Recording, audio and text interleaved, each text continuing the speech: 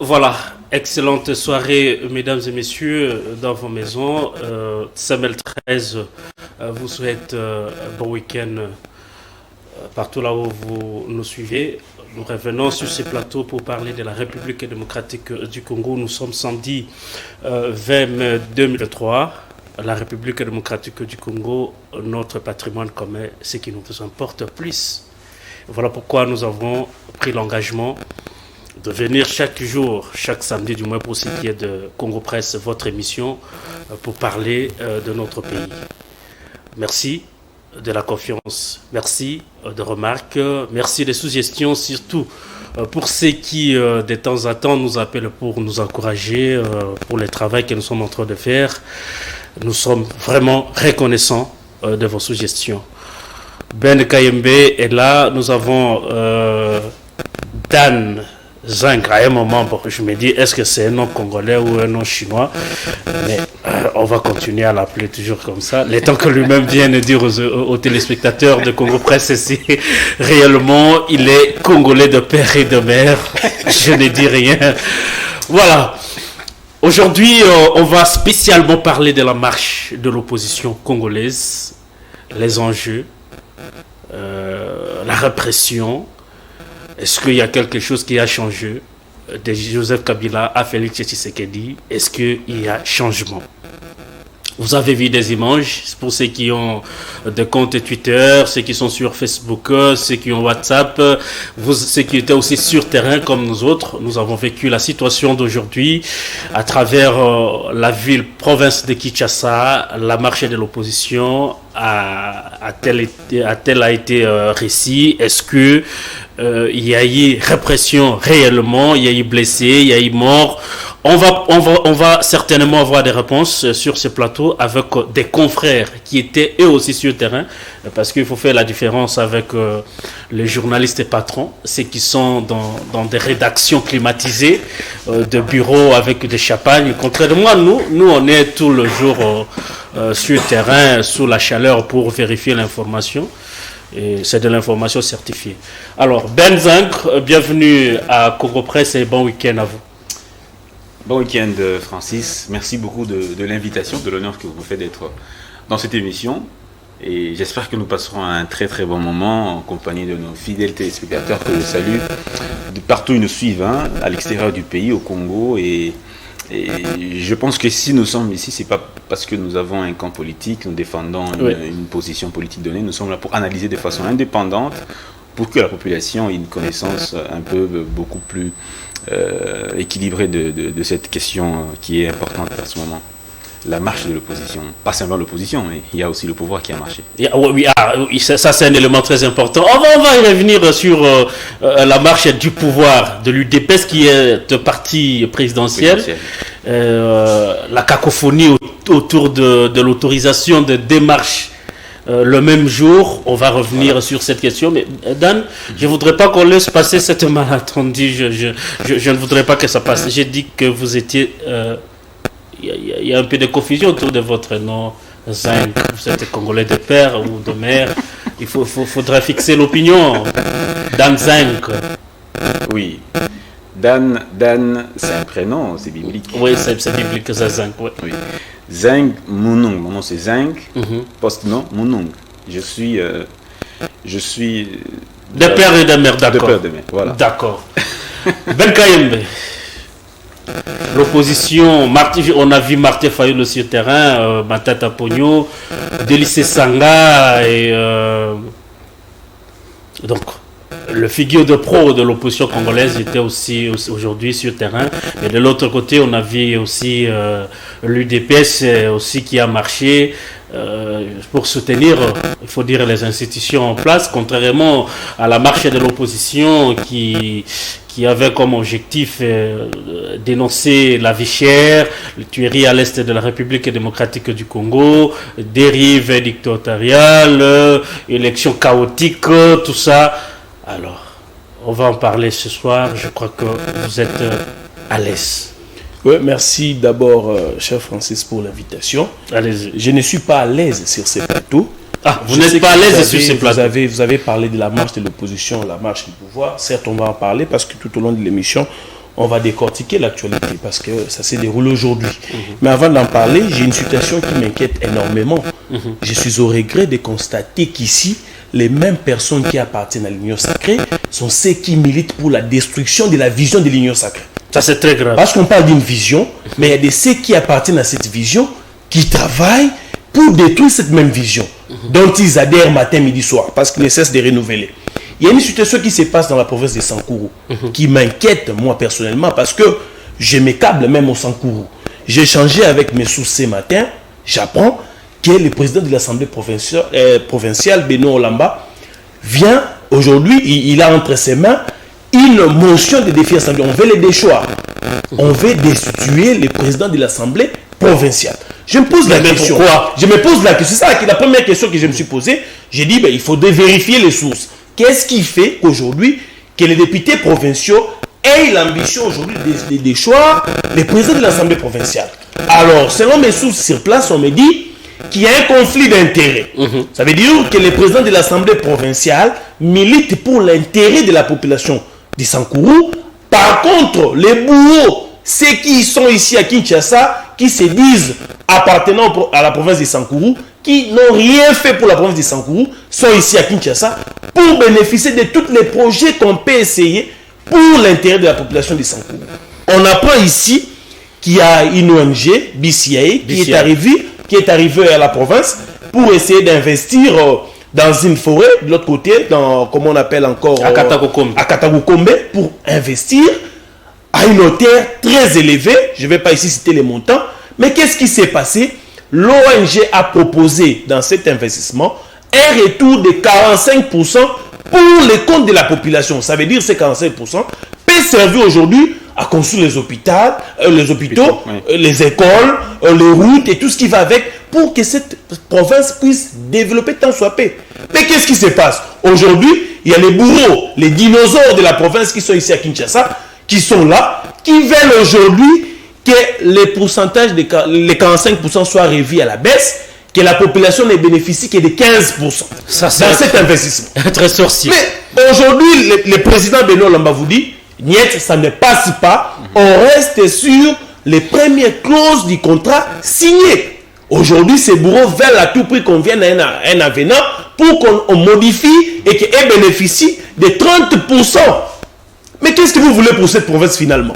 Aujourd'hui, tout le monde ne jure que c'est le départ de Benoît Olamba. Moi, je dénonce ici, j'appelle les chefs de l'État, les premiers ministres et même Mme Bazaïba aussi. Parce qu'il y a le ministre de l'Environnement. Ouais. Je pense qu'il doit vous ouvrir les bons pour voir qu'est-ce qui se passe dans la province de Sankourou. Et il ne faudrait pas ici que ces dinosaures, les gens qui ne foutent rien pour cette province, viennent ici, rester ici à Kinshasa et continuer à bouffer de l'argent qui peuvent servir aujourd'hui pour l'intérêt de la population riveraine. Merci beaucoup Ben Kaïmbe. Bon, il faut dire que moi-même je suis de la contrée. Mais vous n'en parlez pas. J'ai été récemment, je suis allé jusqu'à la forêt, ça s'appelle forêt d'Ahamba. J'ai été sur place, c'est à 150 km de Katakokombe. Le samedi passé, j'étais en train de montrer quelques images d'illustration sur les ponts en bambou, là où je suis allé jusqu'à Katakokombe. La situation, elle est tendue, vous l'avez bien dit. Aujourd'hui, le président de l'Assemblée est victime d'un complot. Tout simplement, d'après le câble, tout simplement parce qu'il se montre un peu plus attaché aux valeurs républicaines, il se montre plus attaché aux intérêts de la population, comme vous l'avez dit. Vous avez parlé d'un pourcentage qui a été déjà prévu pour ces populations riveraines. En fait, il s'agit d'un projet d'exploitation de gaz carboné. Voilà, je pense qu'on l'appelle comme ça, gaz carbone, que l'ONG BCI devait exploiter dans cette forêt. C'est pendant 25 ans. Alors, on dit, il faudrait exploiter cette forêt, il faut d'abord assurer à la population qui ne vit que de cette forêt. Parce que vous savez qu'à Katakokombe, à Hamba, là où moi je viens, on ne vit que de cette forêt. C'est-à-dire que c'est de cette forêt qu'on cultive, qu'on attrape de gibier. C'est de cette forêt que ces gens-là font tout pour faire étudier leurs enfants qui sont même à Kinshasa.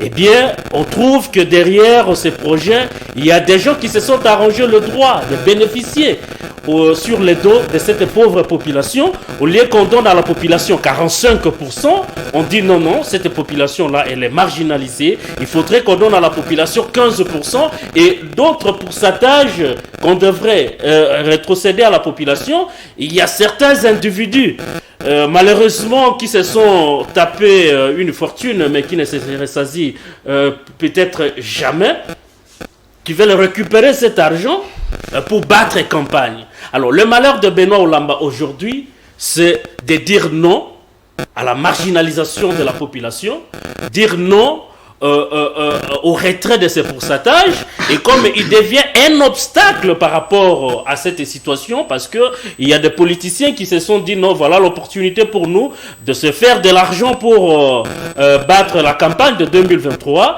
mais il y a un monsieur qui sort et qui bloque la machine, il faudrait qu'on l'écarte. Voilà pourquoi aujourd'hui Benoît Oulamba fait face à une pétition qui d'ailleurs n'a pas été, il faut qu'on le dise ici, il faut que les gens sachent que cette pétition n'a pas été signée par le député, mais c'est une pétition non rédigée plutôt par le député, mais c'est une pétition rédigée par certaines personnes, par l'exécutif provincial, et qui rédige la pétition et donnée aux députés. Ce qui est marrant ici, c'est que après la pétition, après le dépôt de la pétition, vous allez constater avec ceux qui nous suivent qu'il y a des députés qui se sont qui ont retrouvé seulement leur signature. On a imité même les signatures. Et par conséquent, ils ont retiré leur signature. J'ai des lettres de retrait, des signatures pour dire non, nous, on ne connaît pas votre histoire. Vous nous avez appelé. Il y a même des audios qui circulent où il y a un échange, il y a un député qui s'est dit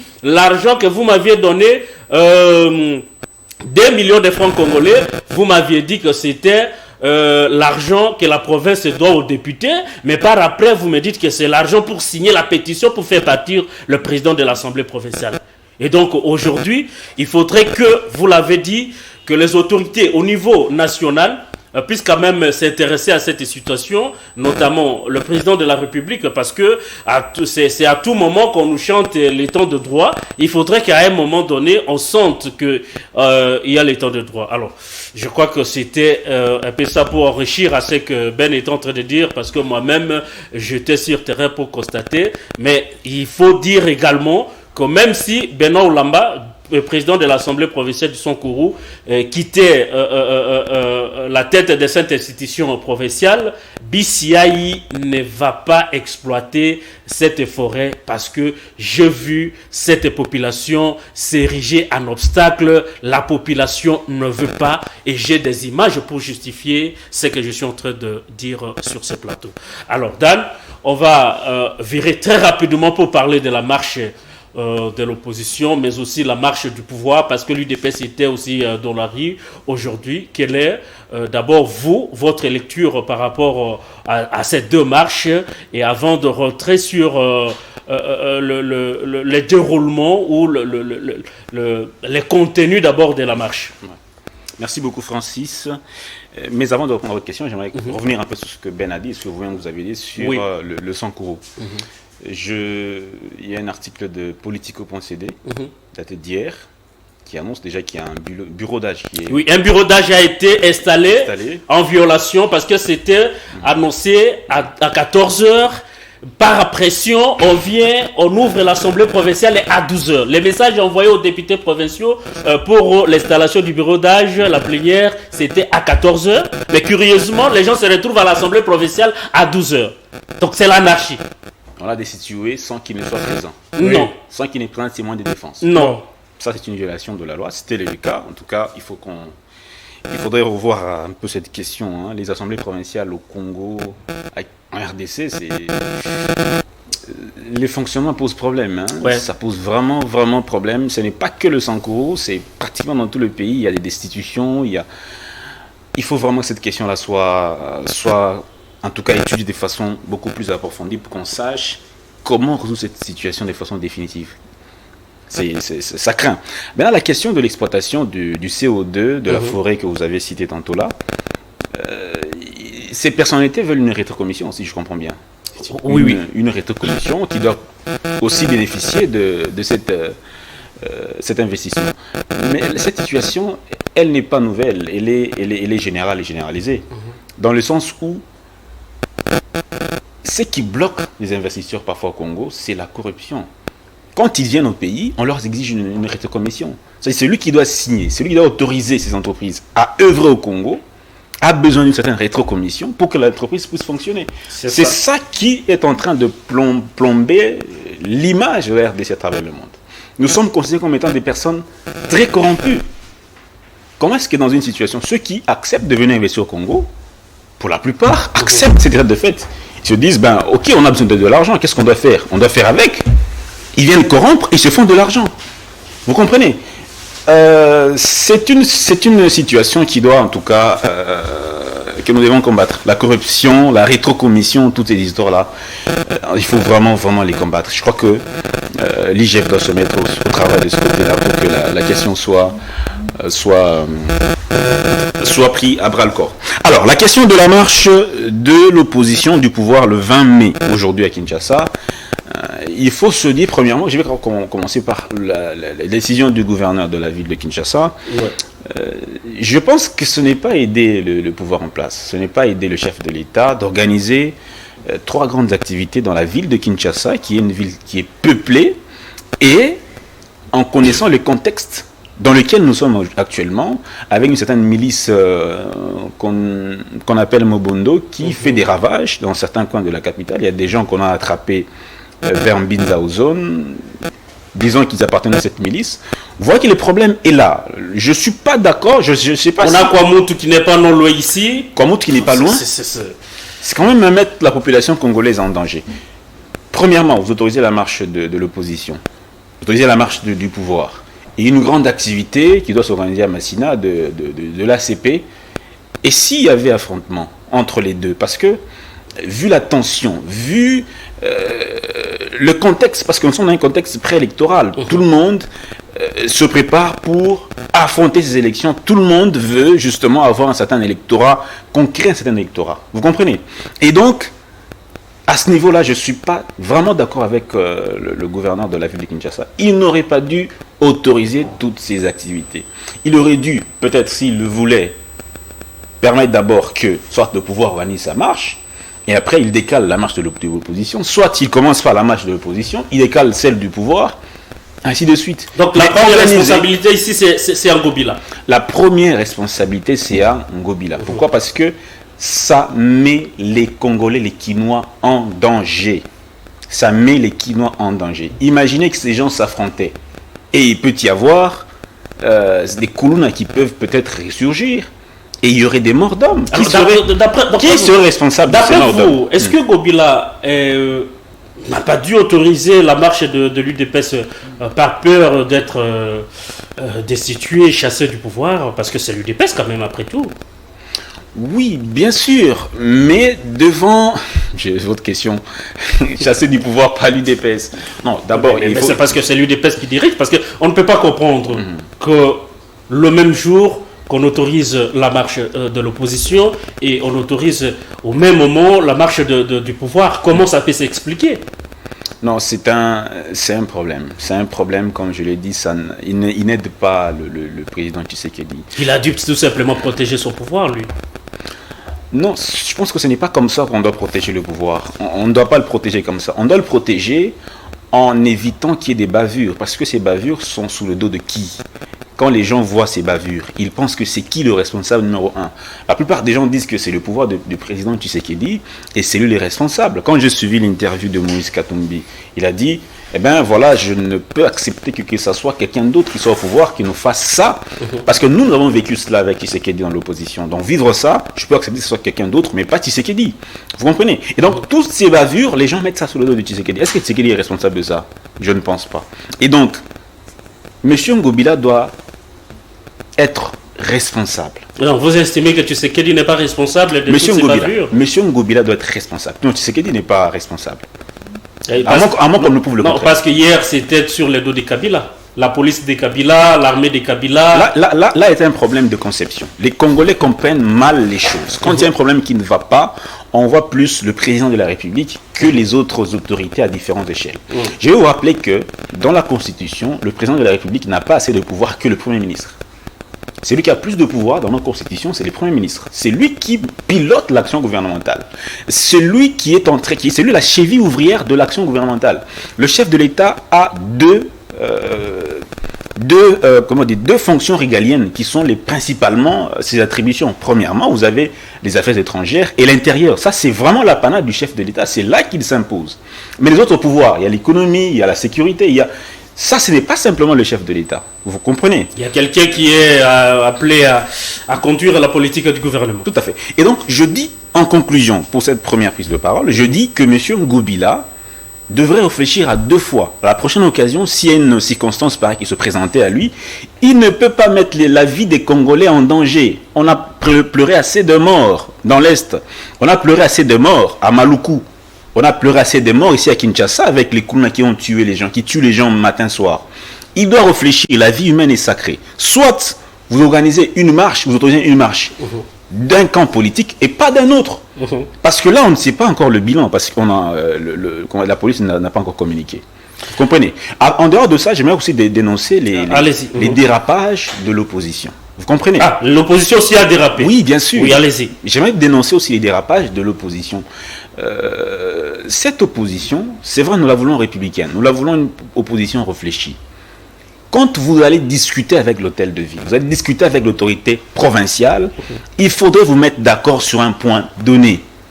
Se rebeller ne résout rien. Au contraire, ça met l'équilibre en danger. Et donc, je ne suis pas partisan de ceux qui pensent que nécessairement, il faut que le pouvoir voit tout en vert et l'opposition voit tout en rouge. Non, il faut une juste mesure à tout. Vous comprenez? Que ceux qui sont au pouvoir et ceux qui sont dans l'opposition se comportent de façon digne, parce qu'on a besoin d'une classe politique républicaine. Merci beaucoup, Dan, pour toutes ces précisions.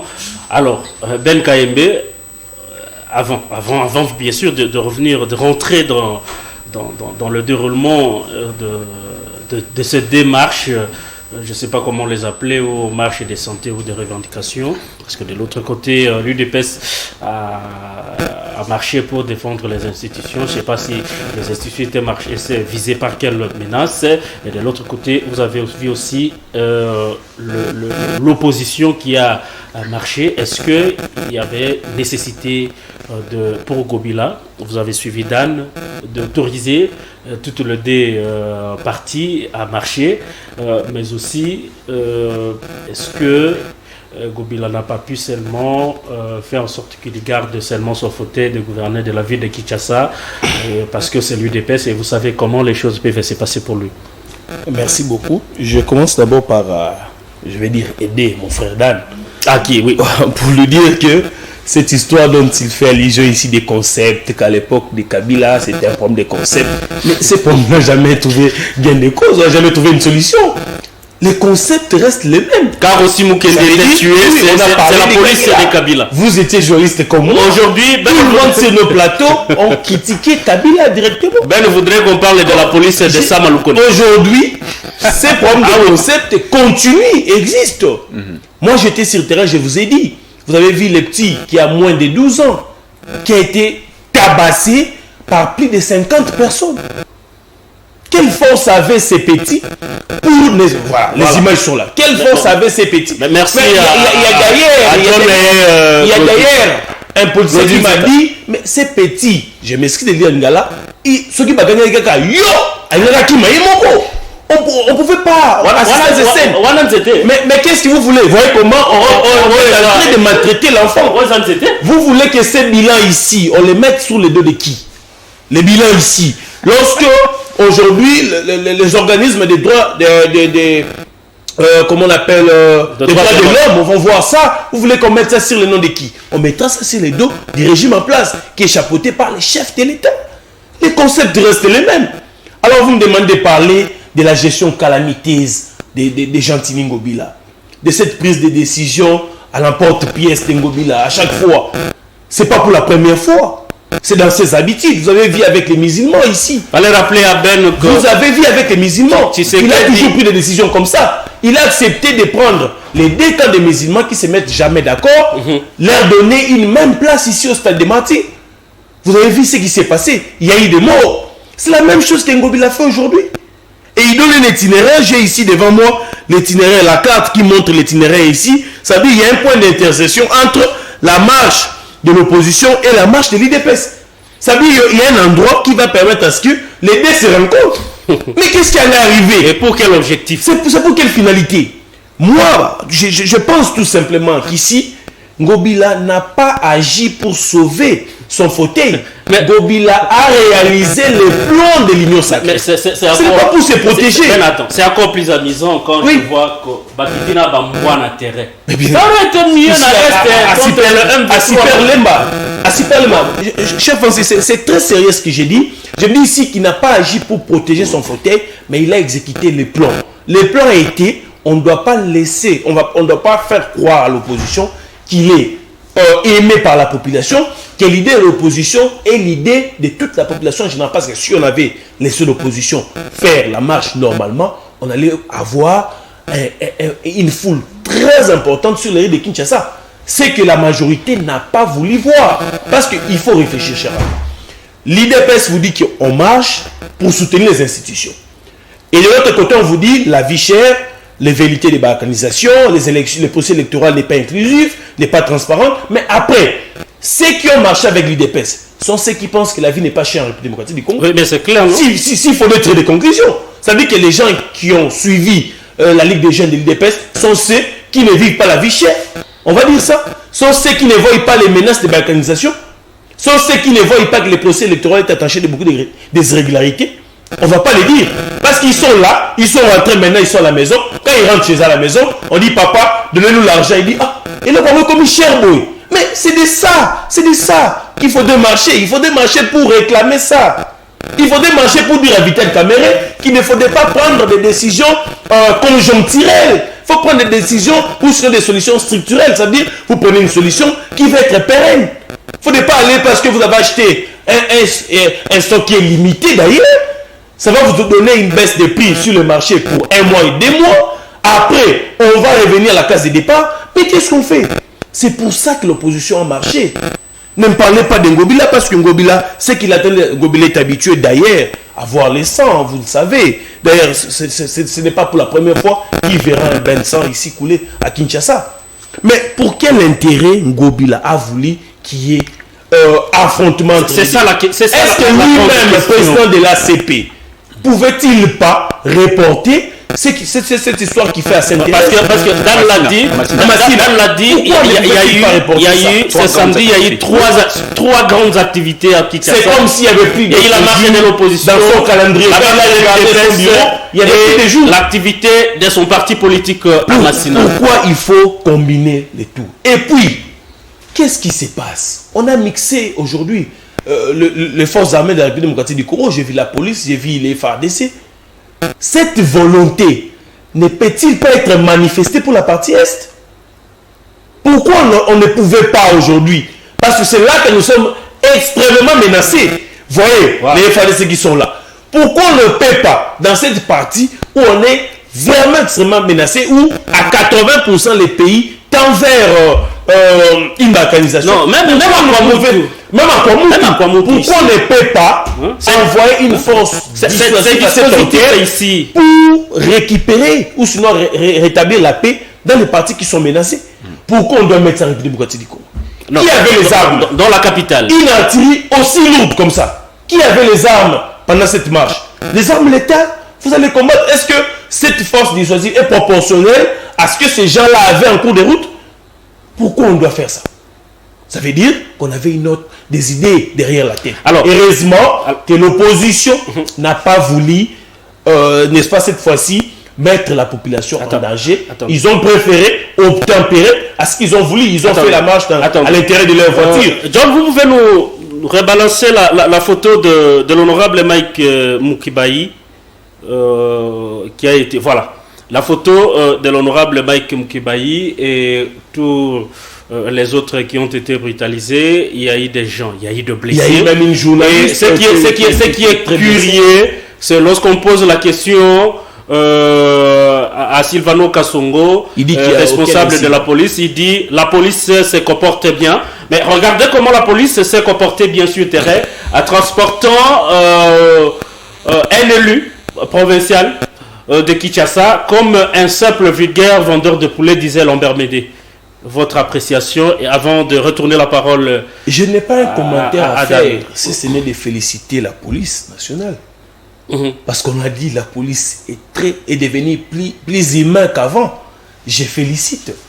C'est ici l'humanisme de la police dans toute sa splendeur. C'est ce que nous vivons. Je félicite la police. Ils ont fait un bon travail. Parce qu'aujourd'hui, je comprends que pour arrêter un citoyen de Sirkwa, un député provincial, on ne sait pas tenir un monsieur par la main et l'amener dans ses fourgons. On doit nécessairement les soulever. Vraiment. Et pourtant, il n'a présenté aucune résistance. Il n'a pas présenté. Il est calme. Il n'essaye pas de fuir, de s'enfuir ou que sais-je encore. C'est un monsieur calme. Il dit, vous m'arrêtez, amenez-moi là où vous voulez. Pourquoi on doit en arriver là? C'est ça, l'humanisme qu'on a soufflé au sein de nos forces.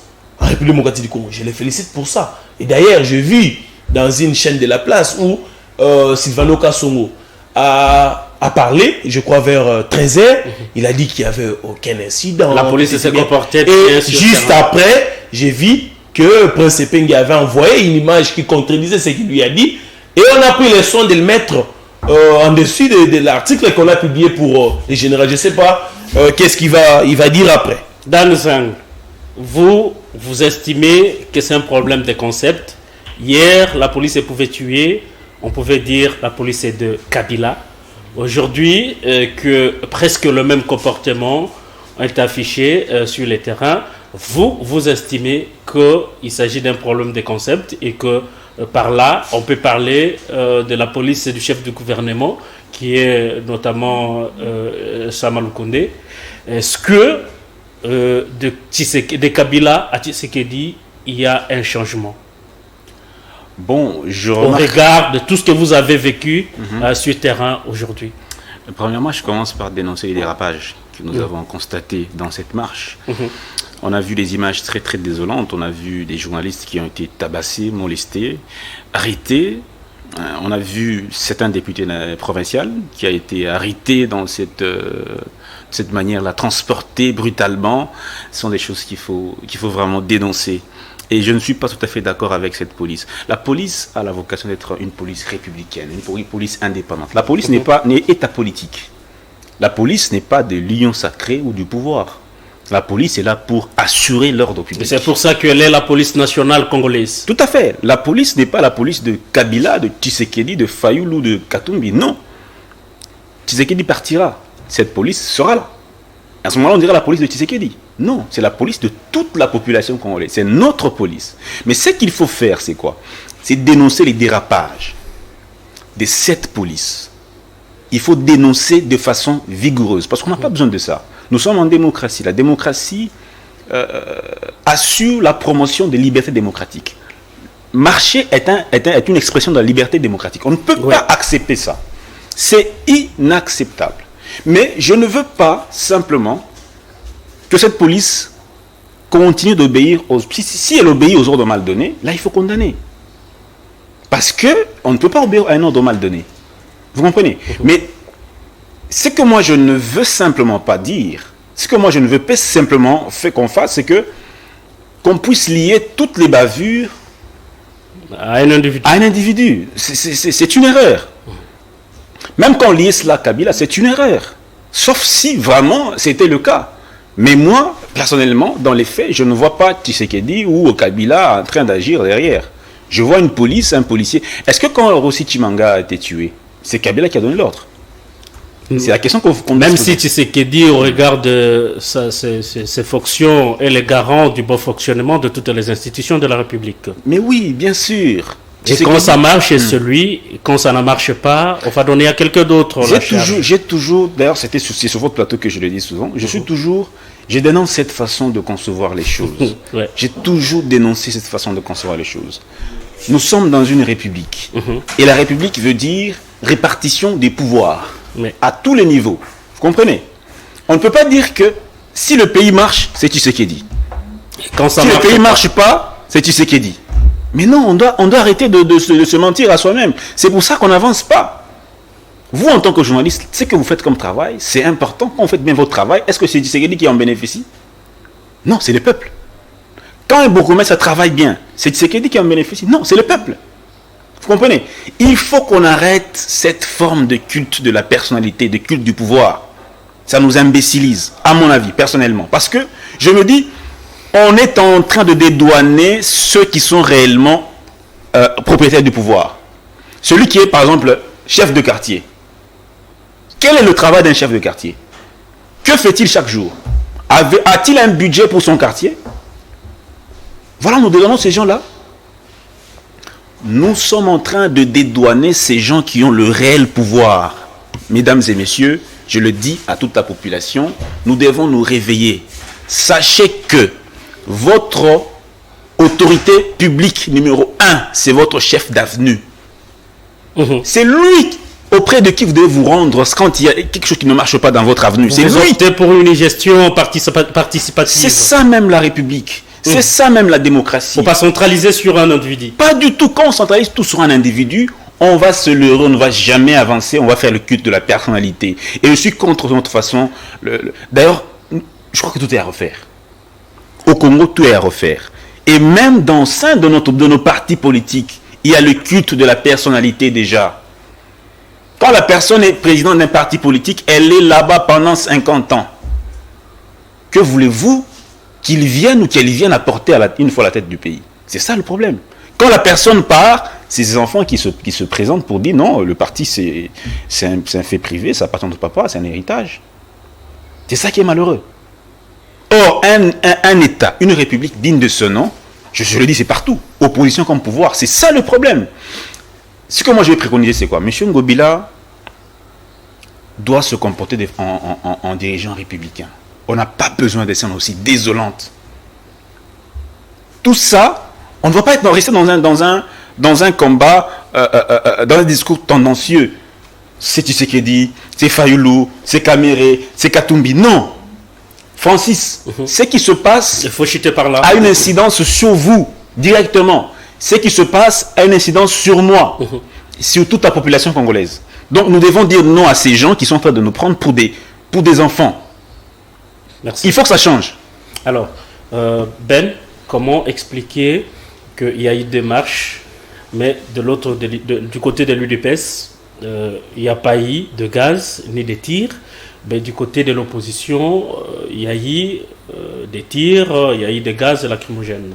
Mais raison pour laquelle je vous ai dit ici tantôt... Vous étiez sur le terrain. Je vous ai dit ici tantôt qu'Ngobila n'a pas agi pour sauver son poste, mais il a tout simplement exécuté les projets de l'Union sacrée. Ça veut dire parce que Ngobila, c'est le numéro 1 de la ville. Il a sous ses ordres le général Silvano Kassongo. C'est lui qui établit les plans avec le général Silvano. C'est lui qui va lui dire, ici, il faudrait mettre plus de présence policière, de l'autre côté, n'en mettez pas. C'est lui qui donne les ordres. Il essaie, il dit, bon, laissez l'IDPS faire, montrer aux gens combien ils sont forts, combien ils sont puissants. De l'autre côté, à Massina, moi aussi, j'ai fait une démonstration. Comme ça, on va prouver aux aides de l'opposition qui sont faibles. L'opposition a pété, comme ils le disent. Mais je vais dire ici à Dan, pour qu'il y ait changement de concept, la première des choses, si par exemple, c'est pas vous, je parle de l'opinion, si l'on veut aujourd'hui que les paradigmes changent, quand l'on parle plus d'un seul individu, il faudrait les voir en termes de réaction. Aujourd'hui, Ngobila a pris une décision, il a pris avec les musulmans, il y a eu des morts et des blessés. Qu'est-ce que le chef a fait pour montrer qu'il n'était pas d'accord avec Ngobila? Est-ce que Ngobila est dépendant du chef de l'État? C'est vous qui l'avez évoqué. Je pose la question. Tantôt vous l'avez évoqué ici. Vous avez dit que le chef de l'État a les affaires étrangères et le ministère de l'Intérieur. Oui. Alors, comment ne peut-il pas agir en passant par ou sinon via le ministère de l'Intérieur? Il peut bien le faire. Il peut appeler le vice-premier ministre de l'Intérieur pour lui dire, ben, écoutez, ce que ces messieurs-là fait n'est pas bon. Quelles sont les sanctions administratives? Il n'y en a jamais eu. Si vous voulez qu'aujourd'hui, qu'on n'assimile pas Félix Tshisekedi et Joseph Kabila, on doit les voir. Ça doit se sentir en termes de réactions. Quelles sont les décisions lorsqu'il y a bavure? Quelles sont les décisions, quelles sont les sanctions qui tombent? Il n'y en a pas. À l'époque de Kabila, il n'y avait pas de sanctions.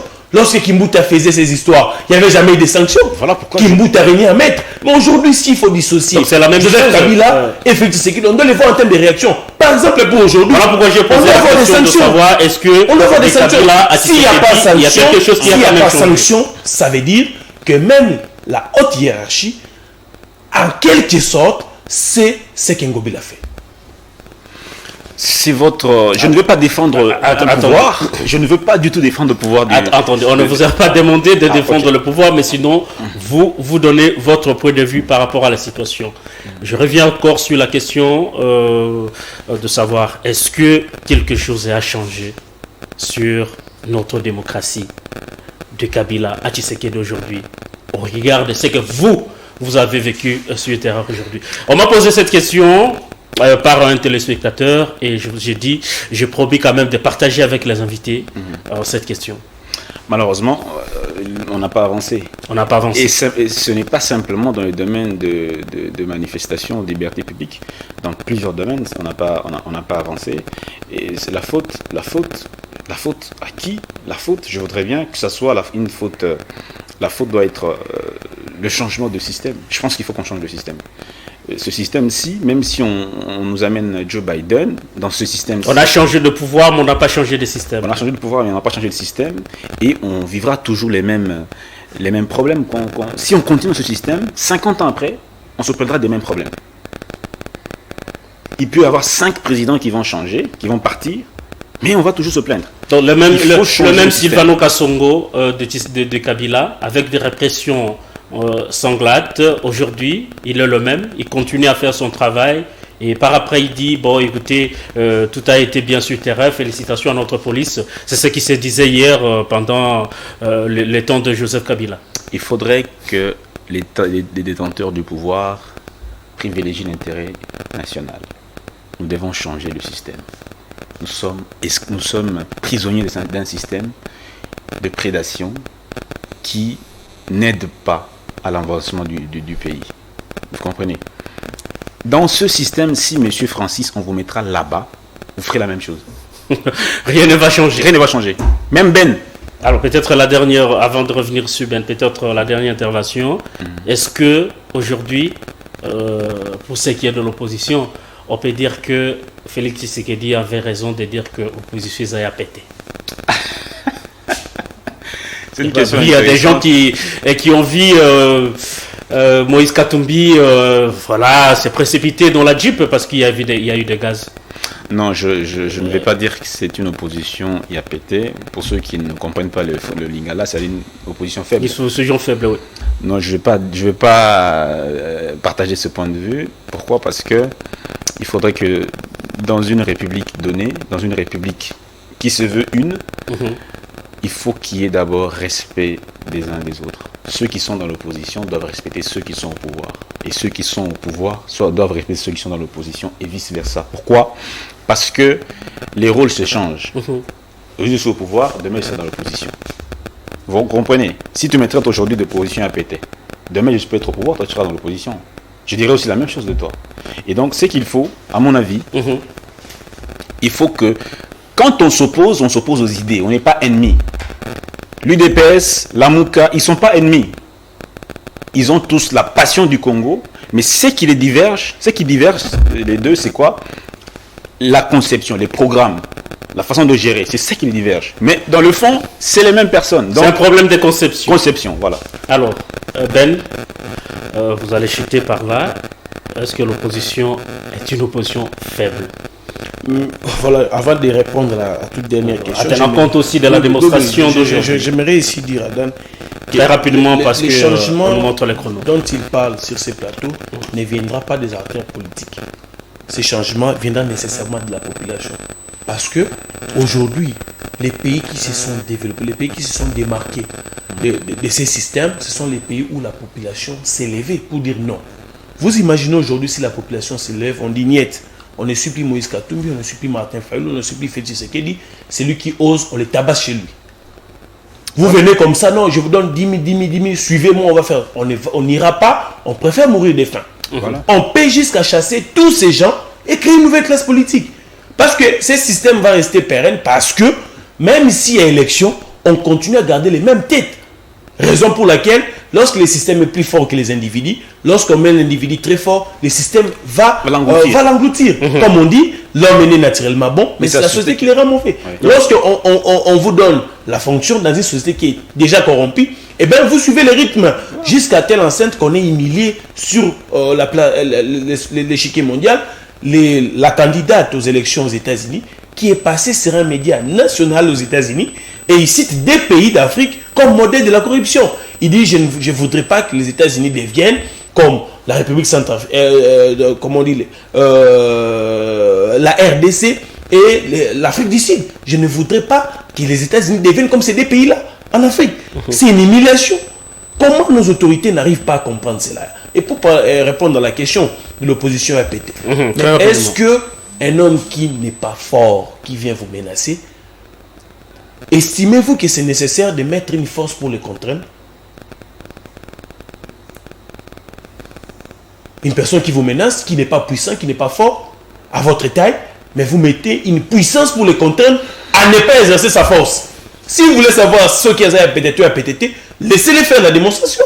Et bien à la fin, vous verrez s'il est fort ou pas. Merci beaucoup à Dan Zang d'avoir accepté cette invitation. Merci à vous également, Ben Kayembe. Merci à vous de nous avoir suivis. Le rendez-vous est pris pour le samedi prochain avec le même plaisir de vous servir. Quant à moi, je vous dis au revoir et très bientôt pour un autre numéro de Congo Presse. Merci. Merci beaucoup.